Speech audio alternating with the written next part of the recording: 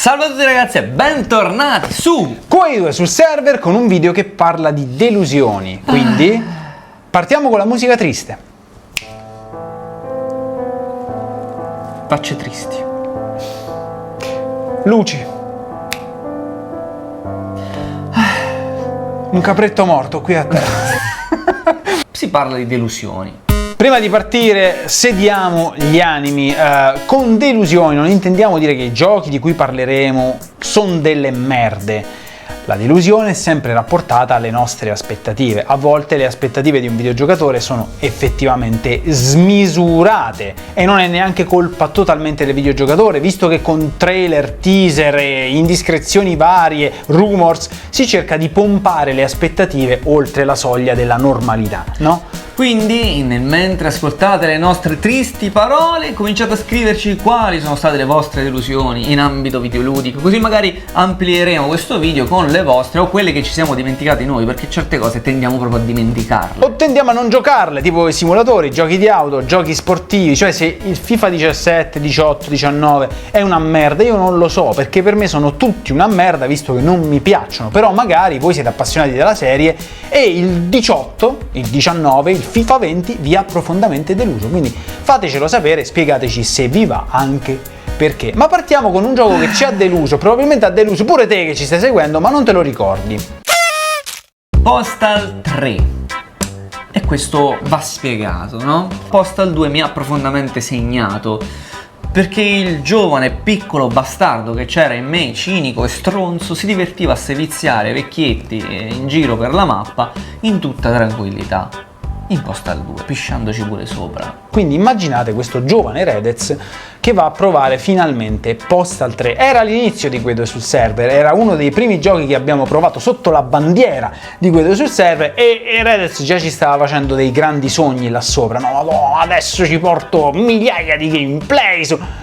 Niente, non girava nemmeno sui nostri computer, che all'epoca erano belle bombe perché ci lavoravamo, e non solo, il gameplay scialbo, ripetitivo, cose che veramente davano fastidio, insomma non c'era più quella novità, era fatto soltanto per accaparrare un po' di soldi per drogarsi. The Forest. Cosa c'è nella foresta? Gli animali, la sigla.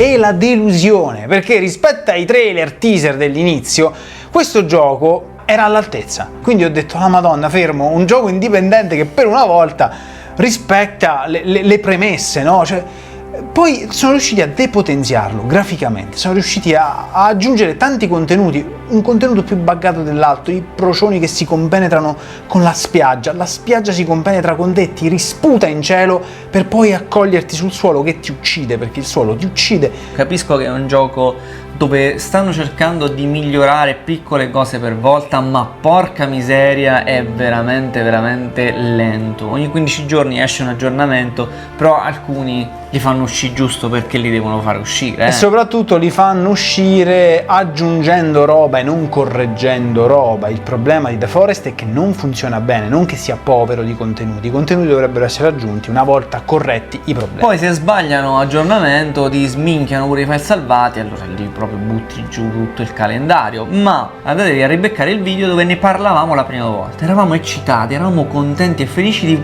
poter vedere questo gioco bello, nuovo, figo, divertente e horror. È stata veramente una mazza di legno in culo questo Scalebound, perché molta gente, come me, ha speso 400 euro di Xbox One per aspettare Scalebound e giocare a Scalebound.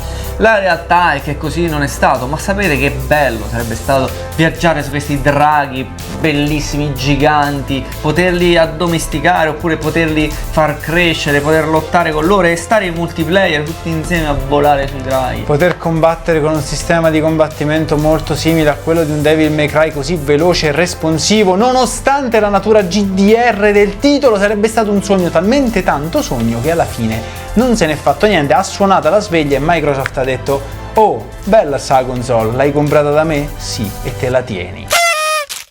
Call of Duty Infinite Warfare. Non era un brutto gioco, però alle 3 avevamo visto questo trailer e ci chiedevamo tutti quanti, insomma, che caspito di gioco fosse. Perché non c'era scritto Call of Duty. Perché non c'era scritto, perché oh, ma che cazzo di gioco è bello, oh, guarda la grafica, cosa, sa quello, quell'altro. Poi c'è scritto alla fine COD Infinite, tu, madonna. Eravamo seduti là, io, lui e c'era Sabaku, non Manico a fianco a noi. Ci siamo guardati tutti e tre in faccia così. Ma veramente? Ma veramente? Siamo usciti da lì poi dopo le 3. Oh, ma COD, ma avete visto COD? Ma COD, ma non è possibile, ma è bellissimo. Praticamente hanno inserito nel trailer l'unica sequenza davvero interessante dell'intera campagna. Che dura 10 minuti se non ricordo male. Pure di meno. Esatto, dura pochissimo quel pezzo. Invece no, è un COD normalissimo, però c'è quella sequenza lì che effettivamente è spettacolare. Ed è l'unica del single player che io mi ricordi. Sì, assolutamente. E poi il gioco è stata una delusione, ripetiamo, non perché è una merda, perché il gioco tutto sommato si regge come tutti gli altri COD, c'è poco da fare, vi piace, non vi piace, non conta un cazzo, il gioco è quadrato, funziona, però ci eravamo fatti un'altra idea di quel Call of Duty. Così come ci eravamo fatti un'altra idea di Robinson The Journey, che è l'unico titolo Crytek che partiva con la realtà virtuale. Voi sapete quando siamo attaccati a Crytek. Crysis 1 ci ha fatto sognare, Crysis 2 ci ha fatto bestemmiare perché non girava nemmeno sotto tortura, Crysis 3, mamma mia che giocone, Gran bel gioco. Poi sono morti perché è successo che praticamente la società è andata male e quindi siamo stati proprio in tensione per loro, e quando abbiamo sentito di questo gioco sviluppato in realtà virtuale ci siamo ripresi.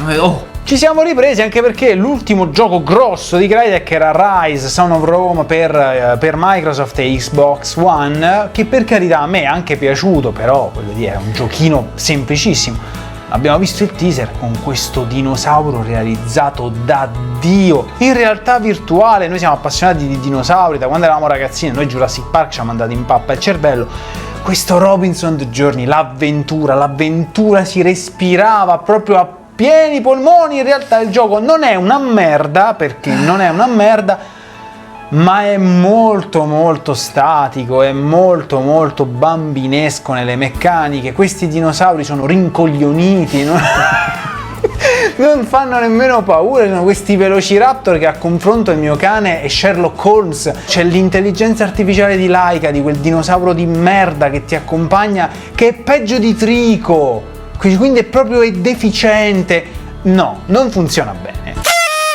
Però in quest'altro caso io non sono stato toccato dalla delusione, è stato toccato in maniera brutale, molto sanguinolenta il mio amico Redez con Heroes and Mighty Magic. 7. Lo comprai al day one, 60 euro. Beh, lo devo provare assolutamente perché è uno dei giochi che mi appassionò di più nell'infanzia. Poi l'ho abbandonato, ma non perché non volessi più giocare a quel tipo di gioco, ma perché più che altro non avevo tempo. Sono giochi strategici in cui devi avere tempo da buttarci su, e quindi ho detto cazzo, io questo qua è uscito adesso, lo devo assolutamente provare. Non vi dico la mia delusione nel provare un sistema completamente differente da quello che mi ricordavo io, con le abilità degli eroi, con gli spiegoni per farti capire la storia. C'è gli spiegoni con i personaggi che praticamente non parlano, balbettano. È una di quelle cose che vorrei dimenticare. Io direi di chiudere tutto questo con un gioco che reputiamo essere un gran bel FPS, perché lo è uno degli FPS migliori in circolazione, però è riuscito a deludere nello specifico noi. CSGO, Counter-Strike Global Offensive. Ora, noi veniamo da Counter-Strike Source, appena è uscito Counter-Strike Source, quindi dopo la 1.7, e all'epoca era uno dei nostri giochi preferiti. Io addirittura facevo gare a livello agonistico di esport. Io disegnavo mappe. Lui disegnava le mappe da provare con i cecchini soprattutto, eccetera. Insomma, passare su Global Offensive per noi all'inizio è stato veramente un trauma. È stato un trauma perché cambiava tutto il sistema di shooting, ma hanno cambiato realmente tutto. Cambiava ogni settimana a un certo punto, e lì ho detto no, io non ci posso giocare più a questo gioco. Perché in un gioco come Counter-Strike si richiede l'esattezza dei tempi, l'esattezza delle rose, l'esattezza dei ferri che stai usando. Cambiare così di frequente tutti questi parametri non fa altro che azzerare totalmente il tuo feeling sulle armi, il tuo feeling sul movimento, il tuo feeling sull'intero gioco. Io capisco questa tendenza del nuovo millennio di procedere per tentativi, ma non è No Man's Sky, è CSGO. Imparo tutto da capo, dopo una settimana tu mi cambi ancora tutto, io devo bestemmiare. A un certo punto ci hanno cambiato i suoni delle armi, che sono diventati tutti ovattati e più bassi, sembravano registrati nel cesso. Per noi un FPS competitivo come CSGO deve uscire già pronto per essere giocato e non deve essere toccato, devono essere aggiunte le mappe, vuoi aggiungere magari un'arma ex novo, lo puoi fare magari per un periodo limitato, per un evento, quello che cazzo ti pare, ma non puoi continuare a cambiare quelli che sono i cardini del gioco, perché sennò si sminchia tutto continuamente. È uno dei giochi più giocati al mondo, Sì, ma per l'amore di sicuramente. Dio. Quindi ragazzi, sono le nostre sensazioni, sono le nostre delusioni, ma queste sono state quasi tutte molto cocenti. Quella meno cocente è stata No Man's Sky, visto che in tutta la delusione comunque abbiamo totalizzato un bel numero di ore di gioco, ci siamo affezionati tanto al titolo e adesso gli stiamo dando una seconda possibilità, ma per quanto riguarda tutto il resto, soprattutto Scalebound,